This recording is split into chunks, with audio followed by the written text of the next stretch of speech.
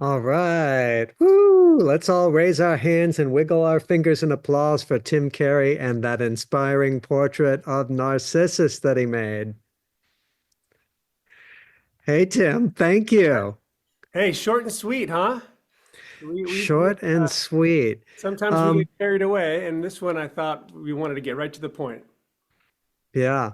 And at the same time, I bet many of us would like to see the extended version of that and know exactly how every little thing was put in place. Does that footage exist? Yeah, well, we filmed a lot of it. I mean, we didn't film the entire process. Most of the actual filming with the good cameras was during the painting process, and then I just did some iPhone stuff as I was finishing it because I wanted to sort of be able to communicate while I was painting. A lot of things sort of come up as I'm working that kind of that help me relate the fusing to a painter, to somebody who might be used to working with a liquid medium on a flat surface. So, but yeah, there is some footage, but we have obviously, as you know, we have almost the exact same technique, cover to cover in the painterly portrait video class with Bullseye. So, yeah. All right. Well, Tim, there are a number of people here who are just painters, haven't done glass before. And so the question I would start off with here is, do you need to know anything about glass to get started painting with it? Um, that makes me think of a question I get asked all the time, which is, do you expect, as somebody who's passionate about glass and is speaking to people who have never seen or worked with glass, but who have maybe a career going in as an oil painter or a watercolorist or acrylic painter, muralist, all of these sort of tried and true methodologies. Tim, do you expect them to really stop what they're doing and now just go ahead and learn and become a glass artist? And my answer is yes, I do. I truly, truly believe that we are on the precipice of something that is great and a movement that history will look back on as something that was created not only by people and artists craving something new, but also by technology and by a company like Bullseye developing a material that can be turned into a painting.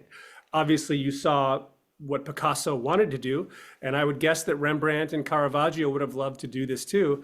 So I think the power of light and the power of the animated image when it comes to backlit glass art is going to resonate with a lot of people. So the answer to your question is no. There's no required knowledge of glass, and the good news is that the little bit you do need to know as you start to work with the material is available through Bullseye, through classes from us at Vitrionics and Narcissus and you guys at Bullseye. So, there's very little bit that you have to have the excitement and the desire.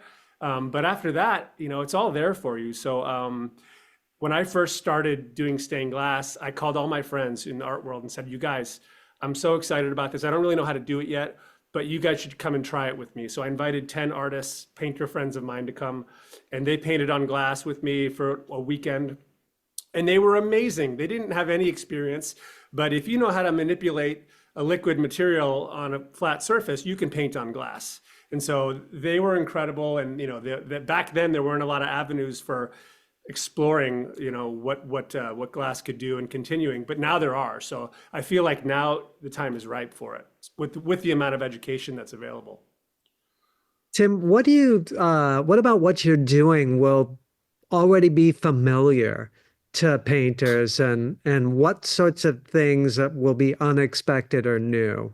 Start Well, with the familiar. I think what would be familiar is just the fact that when you start with a blank piece of glass, it's just like starting with a blank canvas, and you get to do what you want to do.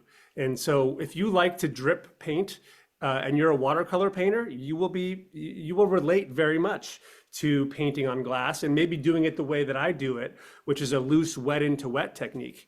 If you're an oil painter who likes doing layers and glazing and is very temperamental and likes doing sort of hatching and things, you'll find a way with glass paint on on glass to hatch and to maybe let your paint dry and work on it while it's dry. So I think the obvious one is just the sort of black and white drawing and wet into wet watercolor painting that will be familiar to a painter. But there will be a lot of other things that they find unexpectedly are better about painting on glass, which is when you do a watercolor, if you don't like what you did, you can't just wipe it off. With glass, you can. It doesn't, oil paint doesn't dry very fast, so you have to wait to do your next layer. With glass, it dries real fast, and you can layer oil paints on top of water-based paints on the glass. So there's a lot there's a lot of technique that can be learned, but you don't have to have it, and you'll find that if you have desire to go deeper and to render and to be a realist, you could do that. If you want to be a very loose abstract painter, you can do that. I just find versatility is something that most people who work with glass, they realize very quickly, is that there's a big range. It sounds like there's a lot of opportunity. What do you think the most challenging part is in getting started? Yeah, I think that the challenging part is just finding maybe a kiln, and that's getting easier as time goes by. You guys have created kiln space, which is great. Our classes, we've met with studios and partnered with them, and I believe that there are a lot of people who are willing to rent their kilns out. That's probably the number one thing, is where do I get a kiln or access to a kiln?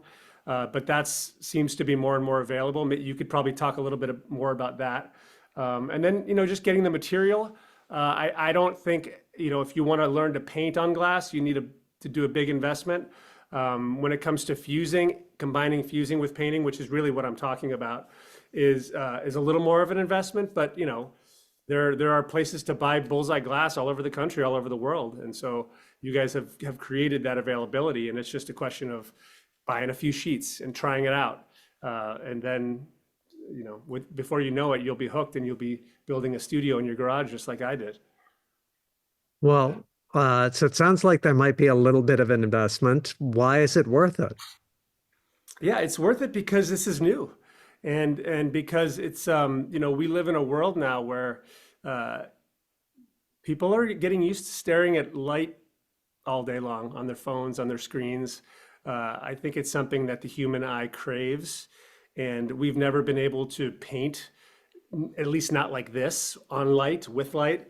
So I think it's new, and I think the rest of the art disciplines they're always going to be around. They're incredible. They're tried and true, and they're but they're kind of saturated. If you look around, go on Instagram and look up oil painters. There's some incredible oil painters out there. For me, I felt buried in a sea, and I didn't feel like there was a place for me because it was just very competitive. And but with glass, I feel like it's what Justin always says, it's a blue ocean, and there's so much opportunity for it. And I just think it's ripe right now. What part of painting with glass gives you the greatest joy? I think most of us would say, and all of you guys who are almost 400 people who possibly work with the kiln, there's nothing more joyful than opening up the kiln and seeing what you did and seeing what you didn't expect. Oftentimes when we paint, there's an intimidation factor to it because we are looking at something and going, okay, it's a blank canvas. I have to do all the work. The more I paint, the more I see, the more I have to make decisions. But when you're working in a kiln, there's such joy in the fact that you really can't control the whole process. And to a certain degree, the more you work on it, you'll see with my stuff and my fusing and working with frit, the more you do, the less you see. So you are required to sort of at some point trust in nature and the flow of melted glass and what the heat and the gravity of the kiln are going to do. And so with that trust comes a lot of fear and anxiety. And with all that fear and anxiety comes anticipation. And then with the anticipation, you open that kiln and it's just a rush, unlike anything else. The rush, when we film, Justin's always got the camera on my face, not on the kiln. right? It's just, I'm like, what are you doing? He's like, I want to see what your reaction is. I'll get what's in the kiln later, but there's nothing like that Christmas morning sort of feeling. So sure, the painting part of it is fun. It's tactile. It's familiar, but man, the kiln part of it and the what happened last night. I didn't mean to do that, but I love it. All of that kind of stuff. It really adds to the, if you look at the piece of Narcissus that I did next to the design, it looks like it, if you look at them separately, you're like, oh, that's the same thing, but it really isn't. It's inspired by, I feel like I'm just scratching the surface of it. So the excitement level I have is real, and I'm trying to translate it and push it along. But to me, the most exciting thing is working in a kiln. And then there's a little Oh, depression that happens after I open the kiln. There's like an hour later, I'm like, oh man, I got to start over again. What am I going to do now? It's sort of like, the buzz wears off. yeah, it sounds like the only problem with it is that it makes you want more. Yeah, it does. And it's not an immediate gratification. You have to wait, which is one of those things. But, with painting on glass, there are people that really enjoy just the painting part of it, and they just do sort of a minimal amount of fusing, which is great because you can do a really beautiful painting on a clear sheet of glass and then maybe just put two or three colors on there and you have something totally unique. Or you can do very minimal painting or no painting and just use the glass. So I like what I said in the video about all these dials that you can turn up and turn down depending upon your comfort level. Yeah. So now I've got a slightly different question now because we're really focusing on the painterly qualities of the material. Do you have to be a painter to make use of the methods and approaches that you teach in your classes and videos? Yeah, that's a really good question because I've found that, our first class, a lot of, when we were coming out of the pandemic or in the pandemic and we did a painterly portrait, a lot of the comments I got were, I don't know how to paint. This is not for me. And, part of me was like, well, we shouldn't have called it that. We should have called it something else because what I found was that the word portrait can be intimidated to people who don't think they're painters. But I found that people who did take that chance, who didn't consider themselves painters, did some amazing work. And I find the same thing with the follow-up class, which is called expressive painting in glass. And that class is more geared towards just the techniques. And I don't focus so much on realism, or not at all really. And so even in that one, what happens is once people start working with the material, it's like I said before, because the kiln is involved and because there's so much chance, an opportunity for beautiful things happens all the time. And people who didn't know how to paint or didn't think they can paint take advantage of that and say, whoa, the kiln did a lot of this work for me. Look at this beautiful painterly seascape that I got. And I don't even know how to paint. I can't do a stick figure. So I think that if you're willing to splash some paint around on a piece of glass and let it drip and push it around with your fingers, and you don't concern yourself with doing something realistic, you can get engaged in the process because it's very much of dialogue back and forth if you want to work simply or abstractly. And I found that the range of work from my students is anything from really, really abstract and basic all the way to very, very realistic. So I just encourage people to try it because I think painting on glass is a lot easier than painting on paper or canvas. All right. We have just a lot of questions coming in, and some of them are very technical and some of them are more general. So I'm going to start with some of the more general questions first. And one of them is, are you ever going to do a European tour or teach live on the road? And if that's not the first thing you want to do next, why not? I would love to come to Europe. I was going to come to Europe before that pandemic hit. I had a couple of stops. I had Norway on the calendar, I had Switzerland, and I had the UK. Then the pandemic hit, and we started doing all of these online classes. And, to some degree, the online class became very intriguing to me. And Ted and I and a lot of others have built a whole portfolio of classes and techniques that we're able to disseminate widely. So we've kind of gotten stuck with that, and I think a lot of the in-person classes have faded away to some degree because of cost. And But I'm open to traveling. I was invited to go to New Zealand, but the grant that we were looking to get fell through. So I would be happy to do that. Doing demonstrations and speaking, I think, is important for people to see what the glass can do. But there are limits to teaching in person that I find. As much as it is the pure holy grail of learning, is learning from an instructor face to face, side by side, there are limits. You can only teach so many people at a time and for so many days. Uh, there's a lot of cost when it comes to travel. And so what you do is you start to exclude people who can't afford it. And so, and also just by the sheer amount of numbers that you can teach. You could go to the UK and teach for 5 days and 12 people are going to learn. Whereas I could do this online, create a video that 1,200 people can have and access and work with. And now with the new program, which we'll talk about in a little bit, I will be directly available on Zoom to work with people. So, I'm sort of stuck in between. I accept all offers and I'd be happy to talk about it. All right, that's fair enough. There were just a few little technical points that came up. One of them was that black painting that you did. First of all, you answered the question, but so many people asked it again that I just think it bears repeating aloud. What kind of paint are you using?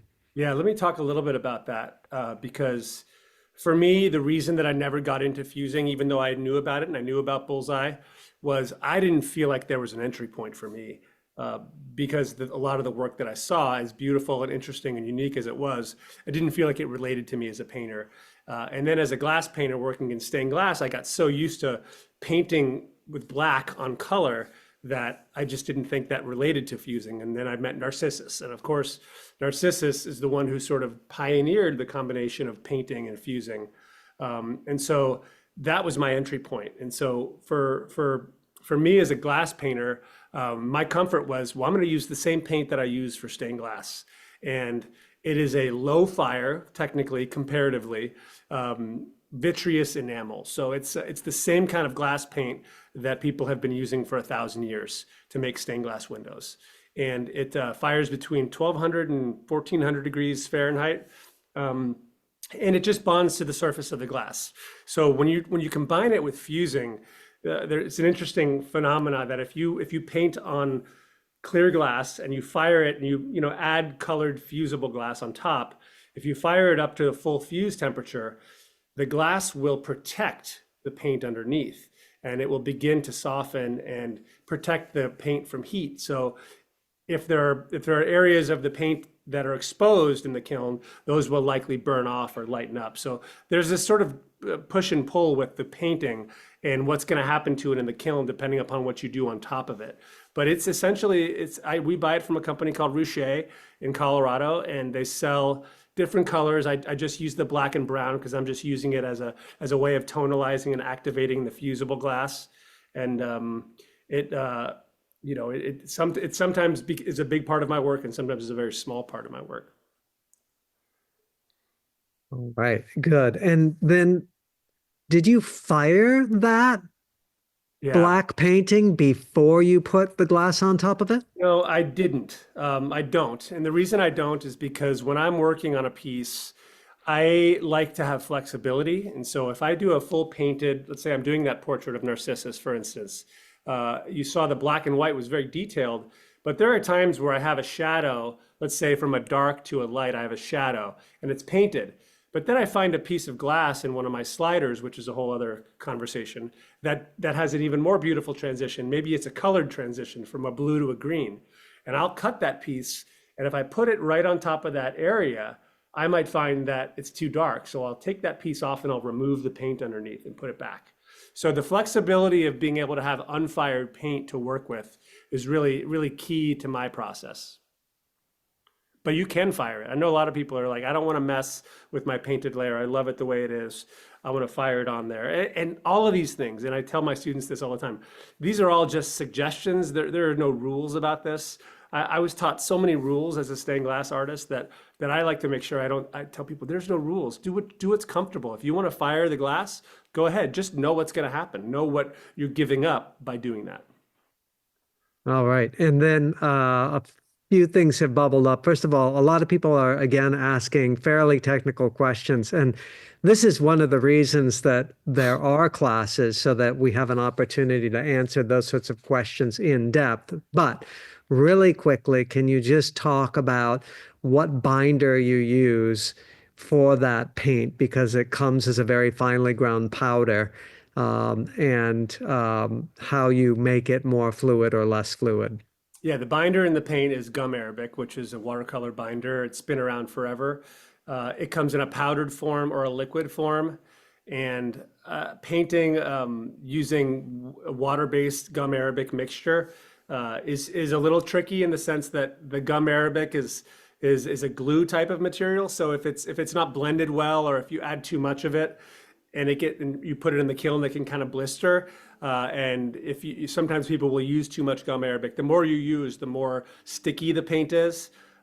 Essentially, what they use it for is to create a bind. So when the paint is on the surface and it dries, you can scratch into the paint and remove it, or use your fingers to create textures. You saw part of the video where I was removing paint with my finger and it created this texture. That's because the gum arabic was holding it on there. So it's a question of preference. Again, some people like zero gum arabic, some people like a little, some people use a lot. But it's all about knowing what's going to happen when you have a lot of gum arabic in your paint versus a little. All right. And then people are asking about the sheets of glass that you were putting on top of the painting. Were those made in advance somehow? Sliders, those are sliders. Good old Narcissus. He invented the slider back in the 90s when he became frustrated working with fusible glass, that it wasn't fluid enough, and he felt that he calls it pizza fusing, where he was fusing things and it looked like pepperoni on a pizza. And so he just, I don't know where he got the idea or the suggestion, but he just turned a kiln shelf at an angle and started putting material on there. And that's all a slider is. It's the same technique as a regular fused panel, but it's done at an angle.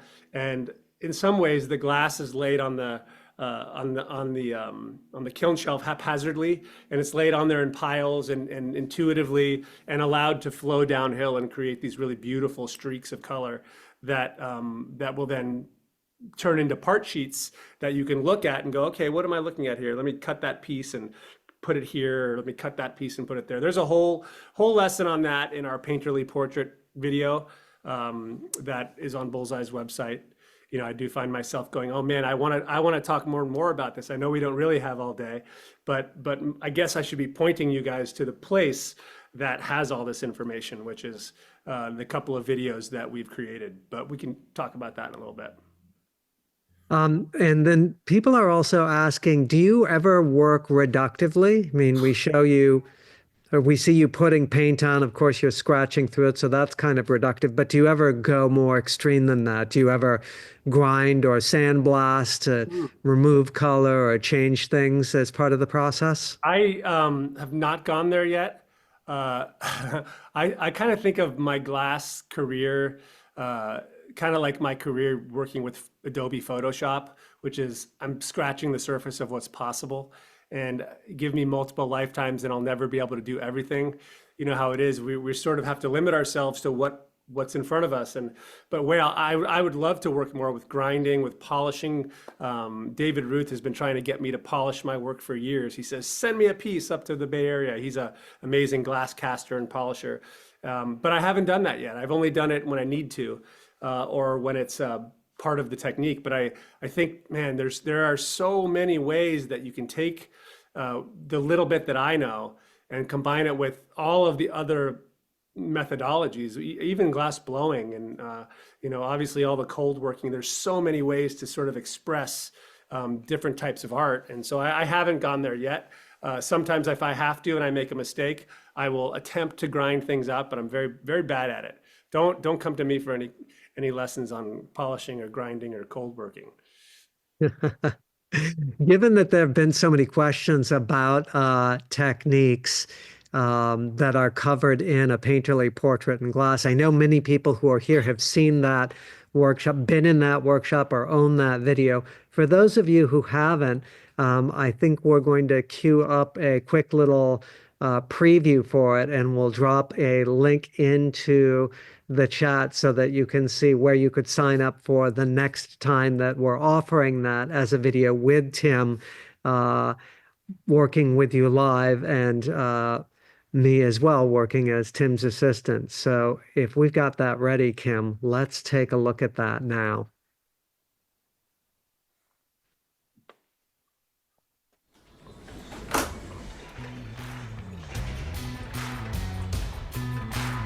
Love you. Be good, okay?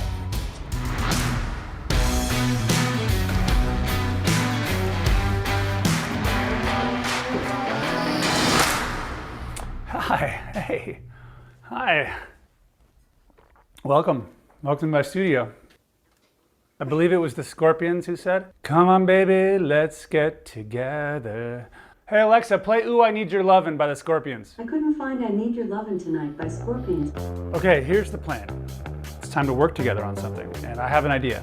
What I'm gonna do is build a piece in this space. You'll see the process. I'm gonna try to do a realistic portrait of my friend Busby. He passed away last year, and I thought it would be great to do a tribute to him. It's a class, essentially, in making something out of glass that is an image. Hey, Alexa, play the album Love at First Bite by the Scorpions. Love at First Sting by Scorpions on Amazon Music. That's a good song too. Next song. I've always learned best while watching people do what they do. This is a kind of an obscure medium. I'm going to walk you through each step of my process. You're gonna see the kilns working, you're gonna see the glass being cut, you're gonna watch exactly how I make portrait in glass. So here we go. Really, that's the fun part.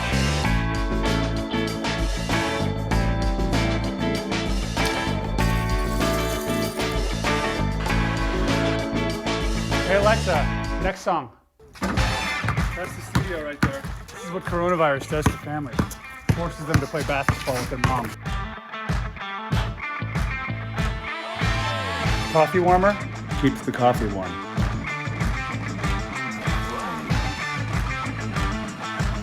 Next song. I mean, is this the same colors or what? That piece could be perfect for that area. And you can allow the material to lead the process. These things can be intimidating, but they don't have to be. Wait, is it Queen? No.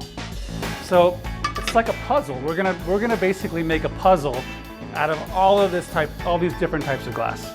Hey Alexa, stop the music. So I don't know. I feel like there comes a point in every one of these designs where I don't know the exact direction it's going, but I know that it's moving. You know, sometimes you don't have to know where it's going; it just moves. Oh man! But I hope those of you who join me in this will have a real experience in glass, because that's what it's about. Glass. If it ain't broke, break it.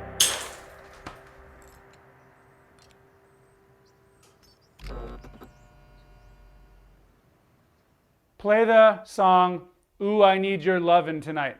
Need Your Loving Tonight by Queen. Queen! It is Queen. Of course it's Queen. Come on, baby, let's get together. Wife.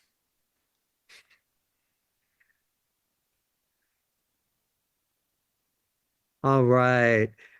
So Tim, that's just one class that you have available, and a video that you can also get. If you do get that class or that video, there's a class guide that describes all of the things like the firing cycles and how to set up certain types of things in the kiln and the materials that you need, and how to mix the paint, all of that sort of thing. But you also have another workshop, and you also are working on another platform through which you are working with people and teaching these methods.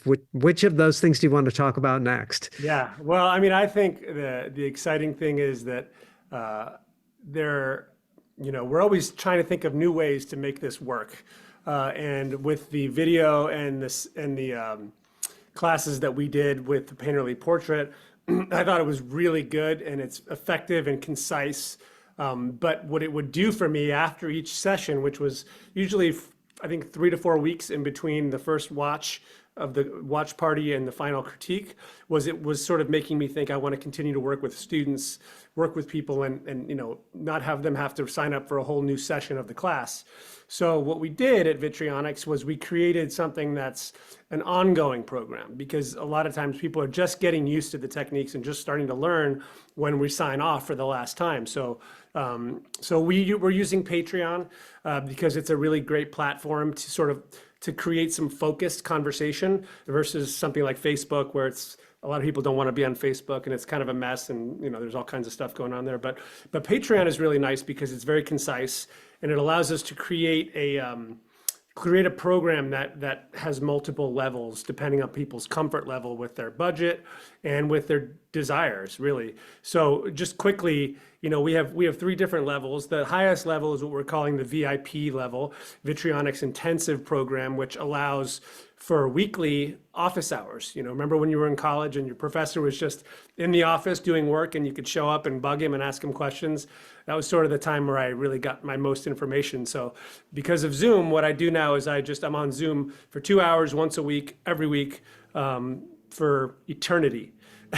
And then so people can just drop images in our private Dropbox, and I will communicate directly with each person about their work. And sometimes I draw in Photoshop, and it becomes a way to have ongoing dialogue and conversation. And there are times where I'll do little demos or bring up specific topics. So that's the VIP level. And then and I think that's $35 a month. And then we have one that's $10 a month, which is just join me in my studio as I'm working. And I find that I'm doing tons of different things here all the time. And so I just set up a couple cameras and I work and answer questions, and that's once a month. So I think next month we're going to be working on using sliders and filling gaps and doing fades. So a different thing. I allow students to chime in and make suggestions.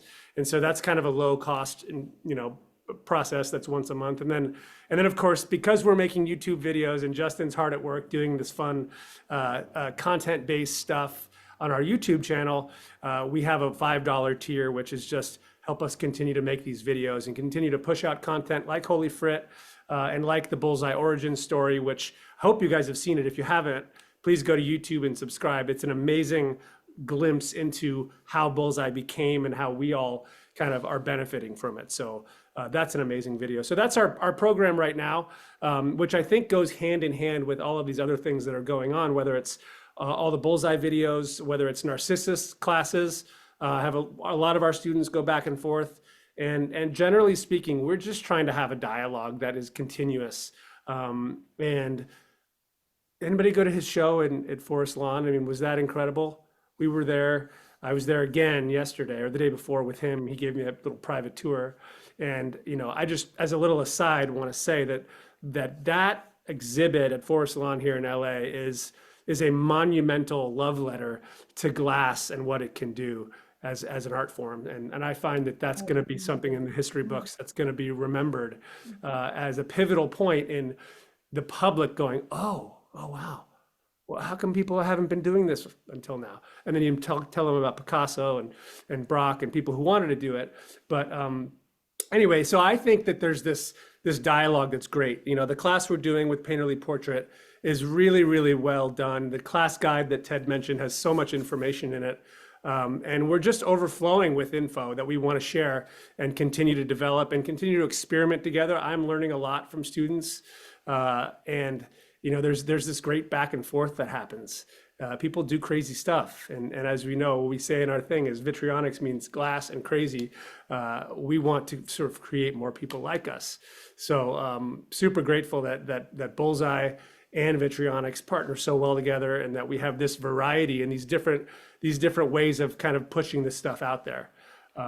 We can watch our trailer, Ted, if you want. Should we put up the expressive painting? This is our video that's sold standalone that can then be sort of combined. So let's give this a watch.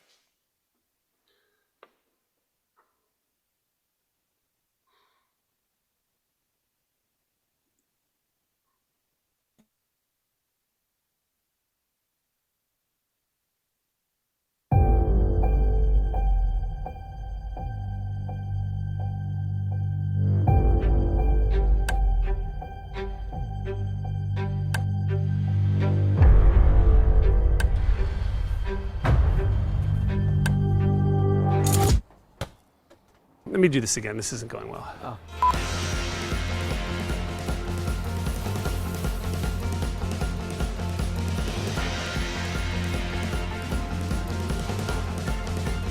This is going to be a little bit different than the last class we did together.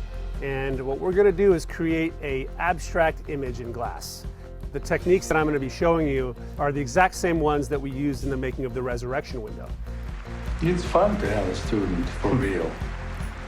Let me tell you what I'm going to do. I know what you're going to do. You're going to ruin my life. This is what we're going to be making.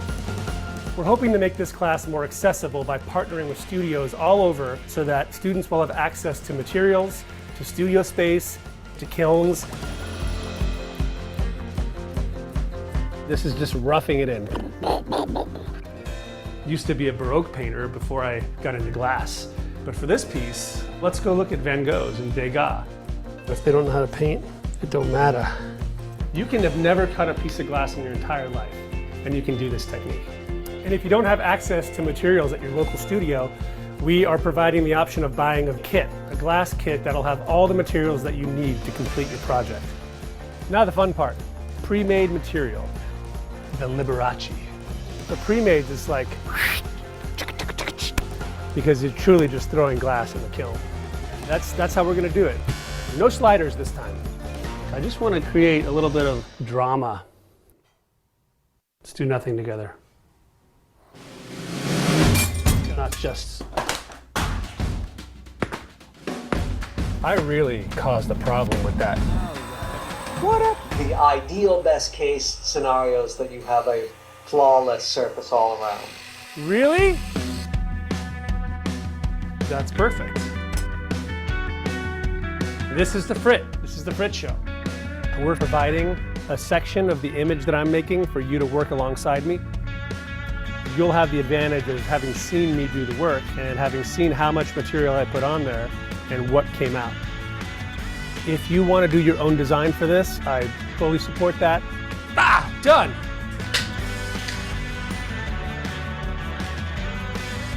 I hope that the format of this class is unique. It gives people an experience, not just a lesson. I wish I would have known 20 years ago what fusing was and what it could do. Whatever your level of experience is, this class is for you.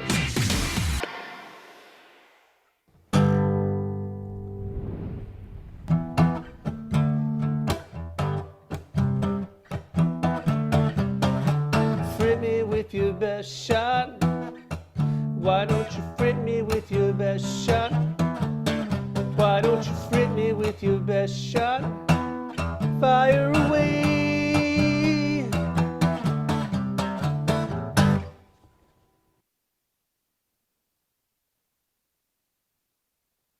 All right. Wow. I remember before I actually realized that it was you singing that, I was like, who's doing that cover? Yeah. Did you think it was John Mayer or someone like that? I thought it was maybe John Bon Jovi. Wasn't Yeah. quite sure. Sure. Somebody good. Somebody great. Hey, I want to point something out really quick just before we get too far, because I want to jump back into techniques. I want to answer everyone's questions, but these videos are online. So I know that through Zoom, sometimes it gets a little choppy and sometimes people said it was freezing, but these videos, you can find both trailers either on their Vitrionics website, and then I know Bullseye has obviously their website that has the trailer for the painterly portrait. And then the webinar video that we played in the beginning, the 15 minutes, that today was the premiere, was the first time anyone's seen it. And that will be on the Vitrionics YouTube channel. So if you want to go there, please subscribe. And that 15-minute video will be there for your enjoyment, hopefully without any stops and starts. So just wanted to mention that. And then I know that Ted will mention this later, but this meeting is being recorded too. Okay, that's enough of that. What do we got, Ted? What kind of questions we got about technique? Oh my gosh, we have so many questions about technique. I feel like we should be teaching classes. In my studio, we could. Hey, do you use much opaque glass or opalescent glass in your work? Okay, that's a good question. I have not used a lot. I've used a little. I'm starting to use more. Again, that's another one of those things that I'm super interested in, and I'm very fascinated because it does extend the the range in terms of what you can do, anywhere from clear transparent glass all the way to heavy opaque, either black glass or opaque color. And I've used a lot of opaque white because for me, opaque white is a bit of an easier entry point. It sort of works like, it reminds me of when I was painting and I would use opaque colors in the light colors of the highlights, and then I'd use transparent colors in the shadows. So I've started using some opaque white to create veiling in my work, to create these sort of these mysterious areas where the glass is sort of covering other colors. I am working on a video that's going to be our next kind of a short class called The Moody Landscape, which is going to have a lot of white opaque involved, creating sliders with opaques. So it's a lot of fun. It's very difficult because opaque glass is not just the color that it is. If you use, let's for instance, a white opaque with light behind it becomes kind of gray, next to a clear glass, which becomes brilliant white. So it's kind of like you have to understand how the opaques work, and blending them is a little more difficult. It's a little more viscous, so it's a little harder of a glass, so it doesn't move as well. But man, I can't wait to try more of it. I just wanted to mention that we are at 3:01 right now, Pacific time, and I know that we told people we'd be about an hour. If you do need to get going, don't worry. We are recording this session, and we'll be sending out a link to the recording sometime early next week. And that will include everything that is in the chat, as long as it was sent to the entire meeting. Any private messages that were exchanged, of course, will not be part of the recording. So if you need to take off, rest assured you'll have access to the recording shortly. And with that little PSA out of the way, I wanted to really quickly answer a question that I answered in chat, but say it again. The show that everyone's referring to that's in Los Angeles is a retrospective of Narcissus Qualiada's work called Archetypes and Visions in Light and Glass. There's a link to it that I dropped into the chat. And Kim, actually, if you highlight my other screen really quickly, it's at the Forest Lawn Museum, a really unusual venue, but quite stunning. And I recommend checking it out. If you're going to be in Los Angeles sometime before March 9th, be sure to go see it. It is just must see if you are interested in this stuff that we're doing. All right, let's see. And Tim, what else is it that you think we need to cover here? Let's see. Oh, I have a question for you. It's one that came up many times in the course of our workshop, or your workshop that we worked on together. And I'm sure it's still coming up, and I've heard noises about you doing something about this, but what about framing and installation of the work? Yeah, that's a really important thing that usually comes up very early on. Because to me, it's very near and dear to my heart that if you're creating glass art and you don't know how you're going to display it, then you're getting yourself into trouble, because glass is very heavy, it's cumbersome, it's fragile, and you can't just make something without having an idea of how it's going to look. So I have spent a lot of time working on carpentry and lighting to create these sort of custom setups for my work, whether it's standing bases that are on steel with backlighting, or wall pieces that have framing scenarios with lighting, again, LED lights. I found a really great source for lighting. And here comes the downer. It's going to be a class, but we're not ready yet. We're working on it because there's a lot of information, a lot of technical information about it, and a lot of nuance and sort of, because it's not just art, it's actually technology, and it's carpentry, and it's stuff like that. I'm trying to make it so that it's digestible and not too complicated. So stay tuned for that. You can kind of look at my work and see, generally speaking, how it looks and how I display it. But in terms of the nuts and bolts of it, I will be teaching it in the coming months. So be on the lookout. we talk about that a lot also during the VIP session. Somebody asked, and I responded on chat, how many. We max out the VIP at 100 because there's even though there's weekly sessions, we only get probably 25% of people showing up. But that was sort of the idea. We knew that everybody couldn't come once a week, but if I was available weekly, you could come on one week and not the next, or maybe once a month. And so there's room, and it doesn't get overcrowded. So at least that's the hope. But we're covering a lot of different topics there. You know, as you know, there all these questions that are being asked, especially things that I haven't done yet, I would like to do and I will try, but I want to do it together. And so I think one thing I really like about Zoom and online courses is that we do have this free access to communicate with each other via you know, across country, across the globe, and share these techniques. It's really amazing.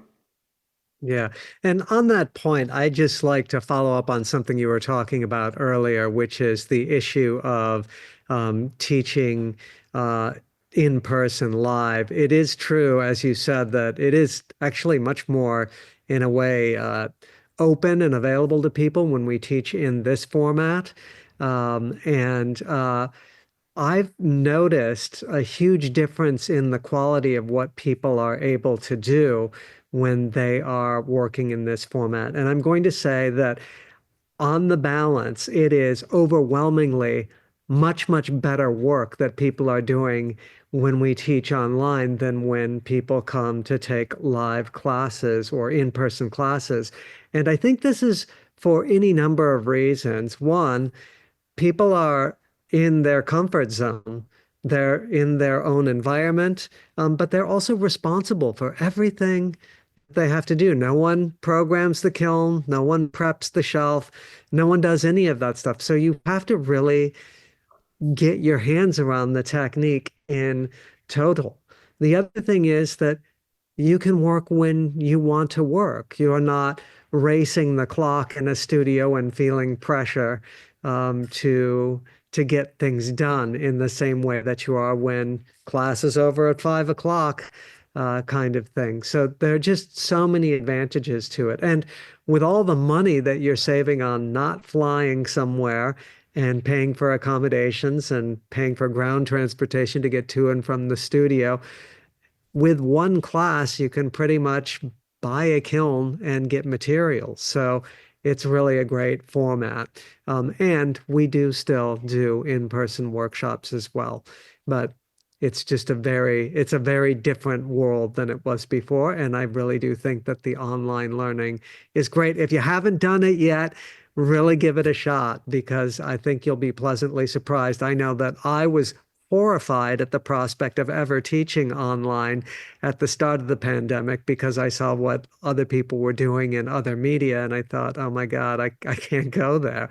But we managed to do some pretty interesting and amazing things, I think. And having great partnerships with Tim and other people have helped make for a formidable program where people really do learn and are able to do great work. So yeah, I want to mention also real quick, Ted, that the other really nice thing that people don't totally understand about the online courses, because yes, it's important that, you know, it's great if you can be there live, but because we can record all of these things, and their question came into the chat about the sessions, the office hours, or the studio vision sessions that we're doing, it's all recorded and posted. So if you can't make a session just like today, you have a recording, you have access to it. And the way we've set it up is on Vimeo. You just go to office hours and you'll see every single week, and you can go through it and pick the topics that you're interested in and learn and see my dialogue with the different students about their work, see the images of their work. So you don't really have to be able to attend live. It's great if you get to have your questions answered, but you will always have access to it. And, you know, that's another thing you don't get when you go to a live class. I know I don't want Ted and I to sound like we're denigrating live classes. It's amazing. It's the foundational learning, you know, footprint that we all come from. But there is a lot of value to the fact that when you walk away from a live class, you walk away with your notes and maybe a syllabus. But when you walk away from an online class, you've got a video that has all the details that you can watch whenever you want. You have a class guide that, in the case of Bullseye, they give you 20 pages, and then you have recorded sessions where you get to see the questions that are being asked and the answers that are coming back. And I find that people learn almost as much from just watching conversations between students or between myself and students as they do with direct interaction. So it's really been wonderful, and I've enjoyed it. I know Narcissus and I were talking about this the other day, how grateful we are that we feel like we can reach more people, because as we're trying to sort of hold the bullhorn, this really helps, and it's better than 12 people at a studio somewhere. As nice as that is, we're looking bigger than that. All right. Wow. It's quite a sale that we just did there. But it's all true. And I'm just looking, I'm seeing a lot of people are saying that they need to start signing off here. I know that a lot of people have technical questions. Some of them get pretty far into the weeds. All of the technical questions that you are asking are answered through those classes, and or consider just joining Tim's VIP program through his Patreon, and you'll get an education there. And of course, we have just a foundational set of videos at Bullseye that teach a lot of the basics, the fundamentals that you need, that you can consider. Tim, is there anything else that you want to make sure gets said? I'll double down or triple down on if you can get to LA to see Narcissus show, please do, because it will open your eyes. You see a lot of work in studios, you see a lot of work on light tables, but to see displayed in a museum is something else. And so that's just my final thought is going to be is to go and see that show and see what he has done in his lifetime, and his systematic approach to going from being a painter to a stained glass artist to a glass fuser. It's so intuitive and natural, but to see it displayed in a museum, it's worth a plane ticket. Yeah, I completely agree, Tim. It's an incredible show, and many of the works I'd seen in reproduction for years, and I'd even seen some of those same works in the flesh, but not installed in the right condition. And they've just done a beautiful job of installing the work, of presenting it. It's absolutely stunning. All right. Well, everyone, we have come to the end of our time. We've gone over a little bit.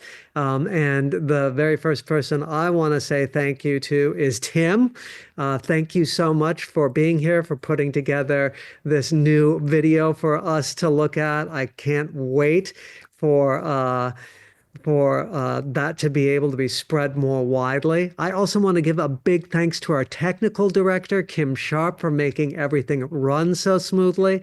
Let's all give them a big wiggly-fingered round of applause. And I want to say one more time that a recording of today's session is being made. We'll send you a link to that recording within a week. And oh yeah, there's another group of people that I really have to thank. All of you. Thank you for being here. We so appreciate you taking the time to listen to us, and for your interest in the subject matter, and for the work that you do. We would love to see you in an upcoming session of Tim's class, and we look forward to seeing you and hearing from you again soon, whether that's online or in person. Go out there and make the world more beautiful.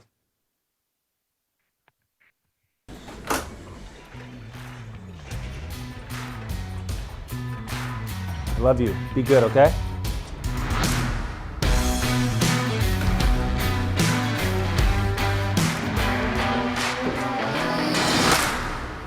Hi, hey, hi. Welcome to my studio. I believe it was the Scorpions who said, "Come on, baby, let's get together." Hey Alexa, play Ooh, I Need Your Lovin' by the Scorpions. I couldn't find I Need Your Lovin' Tonight by Scorpions. Okay, here's the plan. It's time to work together on something, and I have an idea. What I'm gonna do is build a piece in this space. You'll see the process. I'm gonna try to do a realistic portrait of my friend Busby. He passed away last year, and I thought it would be great to do a tribute to him.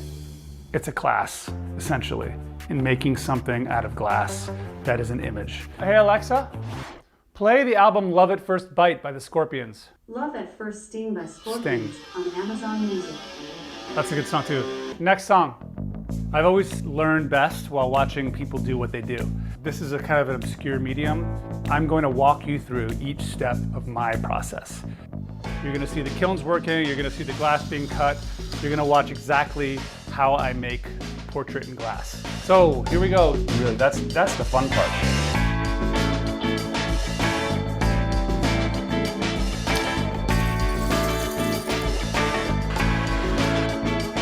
Hey Alexa, next song. That's the studio right there. This is what coronavirus does to families. Forces them to play basketball with their mom. Coffee warmer keeps the coffee warm.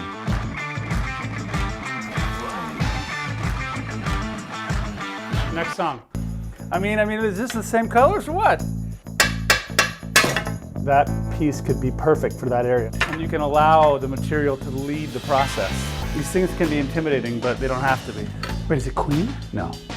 So it's like a puzzle. We're gonna basically make a puzzle out of all of this type, all these different types of glass. Hey Alexa, stop the music. So I don't know. I feel like there comes a point in every one of these designs where I don't know the exact direction it's going, but I know that it's moving. You know, sometimes you don't have to know where it's going. It just moves. Oh, man. But I hope those of you who join me in this will have a real experience in glass, because that's what it's about. Glass. If it ain't broke, break it.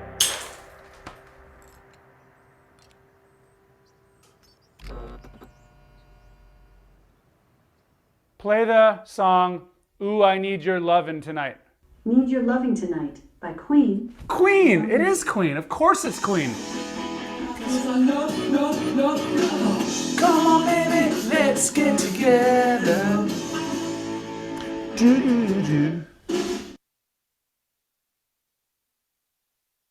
Hey everybody, Tim Carey here. As many of you know, I like beer and bagels and Bullseye glass.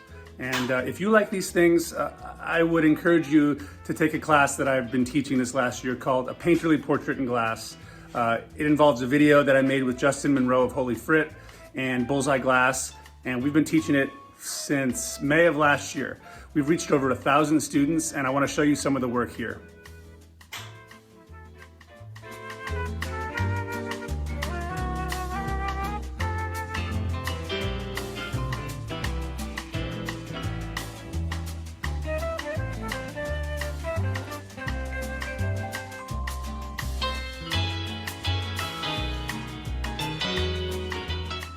So we have a new session that you can register right now, and there's 2 Zoom sessions, one watch party and then one where I critique your work. The video you get to keep, and there's also a really great class guide that Bullseye put together. So if you want to register for this class, you can go to the link in my bio on Instagram or to the comments here in Facebook, or you can also go to the Bullseye website. Thank you to everybody who's taken the class. I've been inspired by your work and by your effort. It is the International Year of Glass, everybody. I don't know what that means. I don't know if anybody knows what that means, but I know that French fries get a day and siblings get a day. We get a whole year to celebrate glass. So let's do it. Let's have fun. Hope to see you all soon. Take it easy.